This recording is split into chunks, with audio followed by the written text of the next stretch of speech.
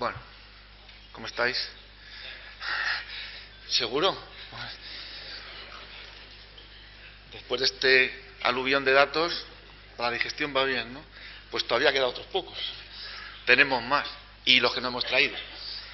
Bueno, vamos a ver cómo las características de los centros influyen o no influyen. Algunos resultados son ya conocidos del estudio PISA de resolución de problemas o incluso del PISA que llaman PISA en papel. Bueno, esto ha hecho que se dé aquí, ¿no, Javi?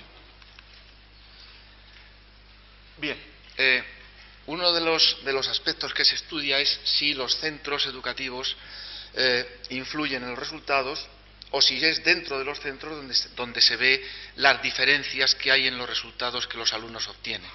¿Verdad? Bueno, en esta transparencia lo que se ve es que influyen más en nuestro país, desde luego, los alumnos dentro de cada centro que entre centros. Es decir, no se observan diferencias grandes, de hecho es el país de los participantes que menor diferencia tiene entre los centros educativos en esta competencia. ¿Vale? Por dar alguna cifra, ya sabéis que si los de datos no damos cifras nos sentimos un poco huérfanos o inseguros. Entonces, el 37% de la variabilidad en el conjunto de la OCDE se observa dentro de los centros y el resto, que veis ahí, 61 dentro de los centros. Ya sé que no suma 100, porque esto está hecho en el conjunto de los 18 países. Entonces, el 100% es en los 18 países. ¿Y qué porcentaje corresponde de ese 100% dentro de los centros en la OCDE y entre centros? ¿Vale? Lo mismo que tampoco suma 100 el de España. Bueno, España la variabilidad entre centros es del 13%, como digo, la menor de los países que han participado. ¿Vale?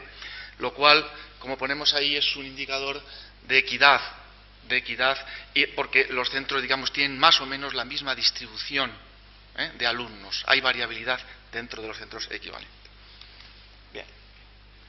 Esto es contando dentro de cada país, ahora ya olvidándonos del conjunto de los países, pero también se observa que en España la variabilidad dentro de los centros es más grande que entre los centros.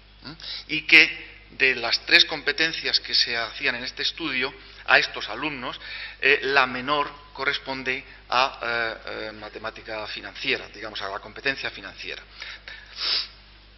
En las 3 es de las más bajas, como veis aquí. ¿Vale? Bueno, insisto que eso es un buen indicador de equidad. Si tenemos en cuenta la titularidad del centro educativo, veis que los centros de titularidad pública son más que los de titularidad privada. El 18% está escolarizado en centros de titularidad privada en la OCDE y en España es casi el doble, 33% en este estudio. ¿De acuerdo? Las puntuaciones, en general, son más altas en los centros privados que en los centros públicos, incluso aunque descontemos el índice de transparencia. ¿Vale? Y se reduce ligeramente descontando el índice socioeconómico, pero no lo suficiente. Veis que en España la diferencia es de 34 puntos y si descontamos el índice socioeconómico de los alumnos queda reducida a 18 puntos, pero aún así sigue siendo significativa. En cuanto a la localización del centro, hemos dividido ahí los centros en dos. Bueno, en realidad se dividen en 3, más de 100.000 habitantes, entre 3.000 y 100.000 y menos de 3.000. No hemos incluido los de 3.000 porque nuestra muestra era tan solo del 1% y no había resultados significativos ahí para manejar. Bueno, pues si tenemos en cuenta la diferencia de los alumnos, de los estudiantes que están en centros grandes y centros pequeños, los que viven o los que están escolarizados en ciudades grandes obtienen mejores puntuaciones que los que están escolarizados en ciudades, digamos, de tamaño mediano, que llama la OCDE, ¿no? Entre 3.000 y 100.000. La diferencia es de 13 puntos en la OCDE y de 15 puntos en España. Digamos que si descontamos el índice socioeconómico, esa diferencia desaparece, ahora, en nuestro país. ¿Vale? Veis que está ahí con el puntito ese clarito, aunque no sé si después de oscurecerlo o de animarlo se ve, ¿no? ¿Vale? Bueno, en la mayoría de los países estas diferencias dejan de ser significativas cuando descontamos el índice socioeconómico, entre ellos España. ¿De acuerdo? Bueno, los países abordan de forma distinta la preparación de estudiantes en educación financiera. Ya lo hemos visto también antes, lo contó Ismael. Y en pocos países se imparte esta asignatura como específica, en muy pocos. Otros refuerzan este concepto en áreas clave, como por ejemplo pueden ser las matemáticas o, dependiendo del nivel, en ciencias sociales también, ¿verdad? El caso es que, por poner el ejemplo que se sale de la norma, ¿no?, que es Shanghái, China, que obtiene los mejores resultados en competencia financiera, se centran en reforzar la comprensión, los conceptos digamos, relacionados con la economía, con las finanzas, en el currículo de forma transversal, incluyéndolos en otras materias, ¿verdad? Bueno, y hemos dejado para el final el punto de qué pasa con el contexto en el que los estudiantes de 15 años se mueven, ¿no?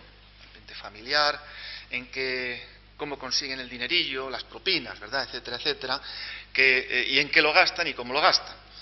Vamos a ver si tienen o no tienen cuenta bancaria, en principio.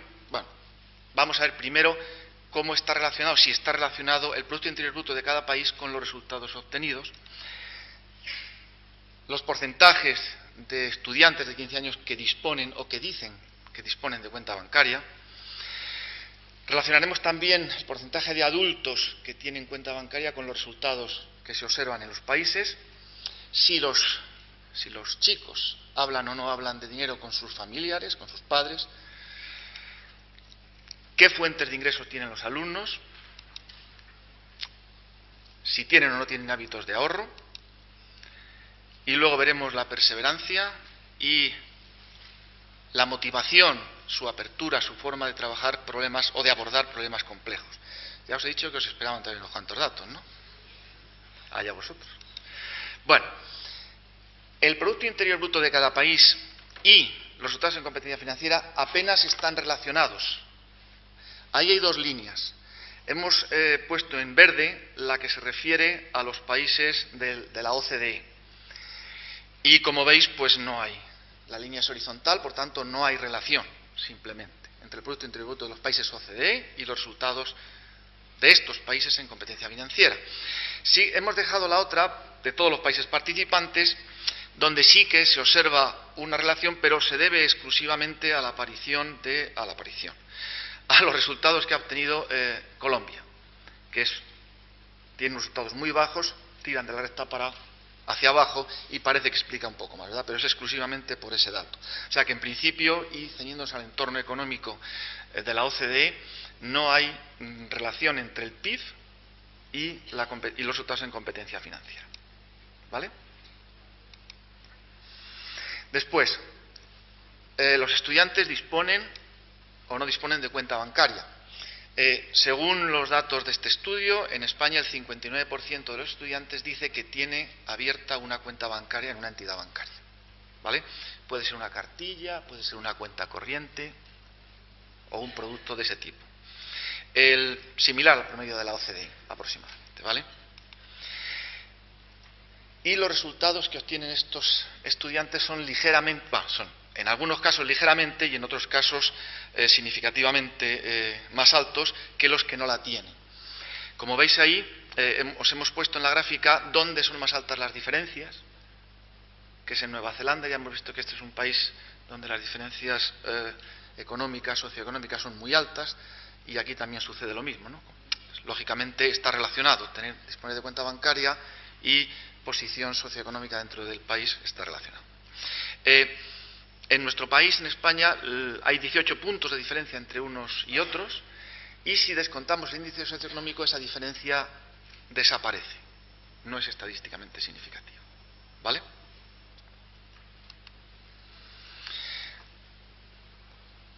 Según la OCDE, tener una cuenta bancaria puede ayudar a tener curiosidad sobre productos financieros. Bueno, o que tus padres te han abierto una cuenta, la han puesto a tu nombre para meter unos ahorrillos, ¿no? Pero bueno, puede efectivamente tener un dinerillo ahorrado. No me imagino yo a un chico de 15 años mirando la bolsa porque tenga un dinerillo ahorrado, pero bueno, quizás una cierta inquietud por ver qué pasa o no pasa, ¿no? En fin. Y eso sí, es cierto, puede fomentar los hábitos de ahorro. Ya que tienes una cuenta, cuando te dan la propina a los abuelos, pues métela en la cuenta y no te lo gastes todo, ¿no? En fin, no sé cuántos harán caso a eso. Yo desde luego no lo hacía cuando era pequeño. Bueno, Y luego, ¿qué relación hay entre el rendimiento, los resultados y disponer de una cuenta bancaria? Pues hemos visto que hay una relación positiva, pero no exageradamente positiva. Como veis ahí, los resultados, disponer de una cuenta bancaria explica aproximadamente el 7% de la variabilidad en los resultados obtenidos en la competencia financiera. O sea, es una positivo, pero como hemos puesto ahí, pero débil. ¿De acuerdo? O sea, no está mal, pero tampoco hay que exagerar. Lo de los adultos. Ahí hay dos grupos que yo creo que se ven claramente, ¿no? Esto se parece al Tour de Francia con los rezagados, el pelotón de cabeza y los que se han quedado detrás. Y a ver, puede dar la confusión que hay una de las dos rectas la hemos ampliado demasiado, ¿no? La hemos ampliado demasiado. Porque esa que pone países OCDE, que es la verde, la verde así un poco oscura, ¿no? Esa debería haberse quedado allí, con todos aquellos, porque estos dos países que hay aquí, la Federación Rusa y Colombia, no son de la OCDE, y extrapolar una recta de regresión tanto está prohibido. Así que esa se nos ha ido, al dibujante se le ha ido la mano, ¿vale? No hay una relación alta. Claro, si incluimos la Federación Rusa y Colombia, pues veis que hay un 0,5, o sea, un 50%.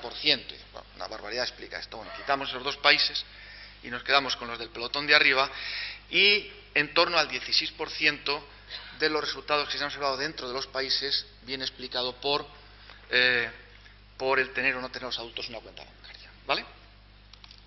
Vale. Eso es lo que acabo de comentar ahora.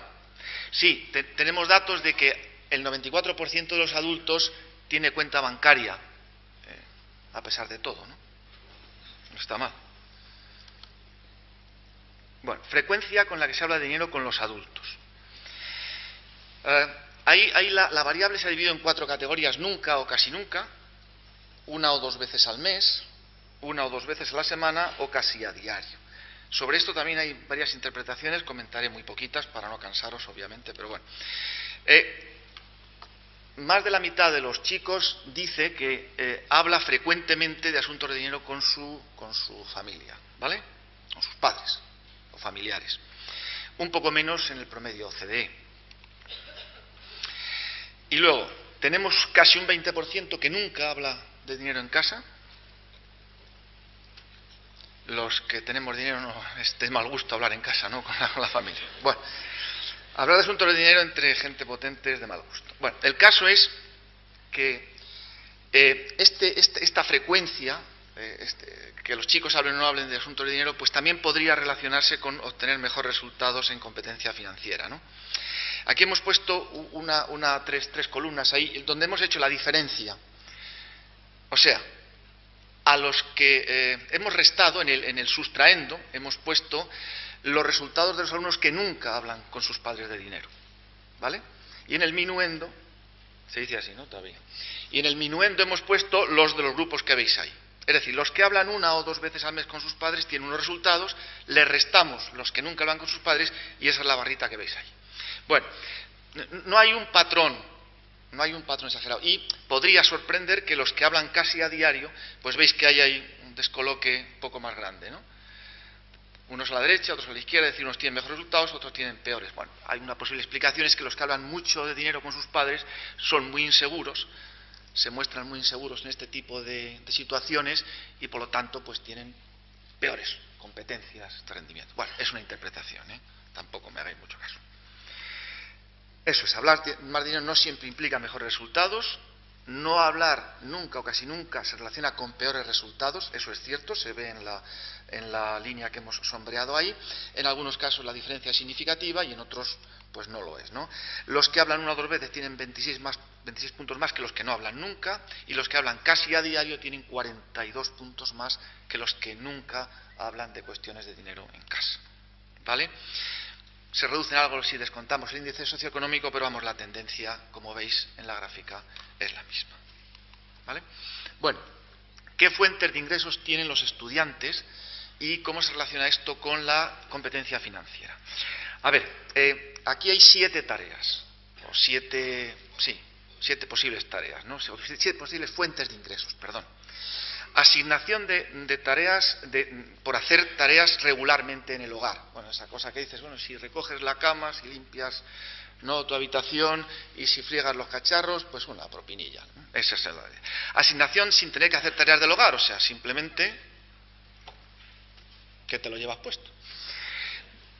Regalo de familiares o amigos, regalos como familiares o amigos, pues ya sabéis, los cumpleaños, cuando vas a visitar a los abuelos, los tíos, etcétera, etcétera. A ver, en nuestro país el 83%, igual que en la OCDE, dice que recibe dinero de familiares o amigos, regularmente. ¿Vale? Una gran mayoría, como veis. El 37% dice que recibe asignación familiar sin hacer nada en casa. Y un 30% recibe dinero a cambio de realizar regularmente tareas del hogar.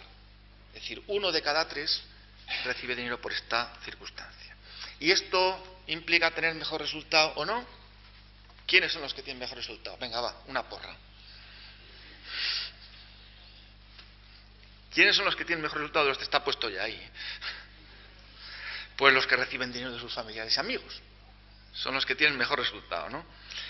Bueno, no hay diferencias entre los estudiantes que dicen recibir una asignación y los que no. ¿Vale?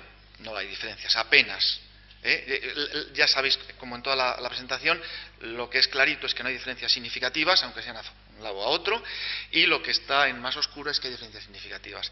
Efectivamente, hay 49 puntos más entre los que dicen recibir regalos en forma de propinas o asignaciones, no asignaciones, regalos, por parte de familiares o amigos, que aquellos que dicen no recibirlo nunca.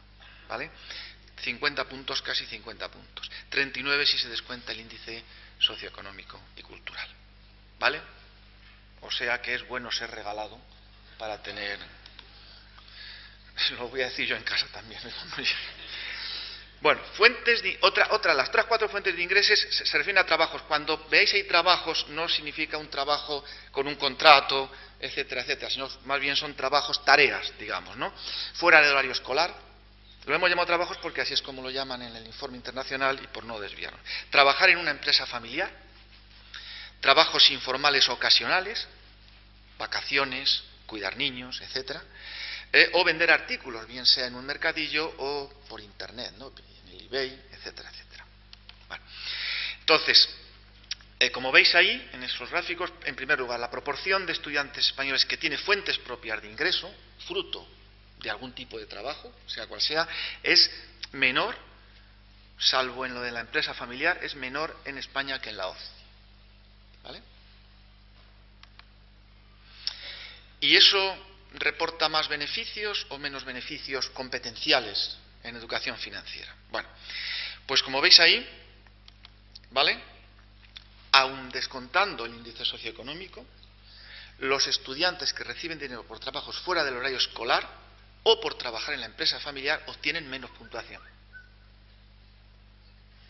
¿Por qué? Creemos que es porque eso le resta tiempo al estudio, ¿vale? Y por tanto tienen menos tiempo para estudiar y tienen menos competencias académicas. La diferencia observada en España, en lo de la empresa familiar, es particularmente llamativo, es 45 puntos a favor de los que no trabajan en empresa familiar. ¿Vale? Es lo más llamativo de estas 4 gráficas que tenéis aquí. Bueno, y luego, diferencias observadas en las vías de ingreso según el índice, es que esas son las siglas en inglés, el índice socioeconómico y cultural. A ver, más alumnos con ventajas que con desventajas. ¿De qué fuentes obtienen los ingresos estos, ¿no? Pues mirad, los estudiantes más aventajados reciben sus ingresos a través de asignaciones sin hacer nada, ¿vale? Mientras que los que tienen más desventajas socioeconómicas trabajan en empresa familiar con mayor frecuencia y reciben regalos monetarios en menor medida, ¿vale? Esto es una cuestión sociológicamente interesante. Bueno, ¿y qué pasa con el dinero que reciben? ¿Cómo se lo gastan, no? Bueno, pues ahí, ¿veis? Aquí lo que se le hace a los estudiantes es preguntar, oye, ¿tú te quieres comprar una cosa, un objeto, un artículo? y no tienes dinero para ello. ¿Qué haces? Y se le da estas opciones, ¿no? Tratar de que te preste dinero un familiar, ahorrar para comprarlo o simplemente no comprarlo, ¿no? Bueno, como veis ahí, tenemos el 14% dice que trataría de sacar la pasta a la familia, un 71% se declara ahorrador y ahorraría de su paga sin tener que pedir extras, y un 8% renunciaría a comprarlo. ¿Vale? Es decir, los alumnos en general pedirían prestado el dinero o ahorrarían, y estos obtienen mejor puntuación que los que renunciarían a comprarlo. ¿Y qué posible explicación tiene esto? 2 minutos, me dice mi compañera. Menos. Esto es la perseverancia. Es decir, los que renunciarían a comprarlo se rinden ante los problemas antes que los que ahorrarían. 2 minutos, me has dicho, ¿no? Gracias. Venga, entonces, los alumnos que se identifican con actitudes de constancia obtienen puntuaciones superiores al resto. Esto ya lo sabíamos del estudio de PISA de diciembre. ¿Vale? Y en España, los alumnos perseverantes, llamamos estos que le dan a la rueda y hasta que no lo consiguen no paran, obtendrían 42 puntos más que los que se rinden fácilmente. Y luego, bueno, pues esto también está relacionado con la motivación por enfrentarse a resolver problemas complejos, ¿no? Uno ve un problema complejo y se rinde inmediatamente o lucha hasta que lo consigue. Bueno, pues también los que disfrutan resolviendo problemas, lo del disfrute es una cosa diferente, pero lo hemos puesto así porque es verdad, hay quienes disfrutamos resolviendo problemas o intentándolo por lo menos, ¿no? Obtienen puntuaciones superiores al resto. Esa es la idea y ahí os hemos puesto la diferencia. Y hasta aquí puedo leer. Muchas gracias por vuestra atención.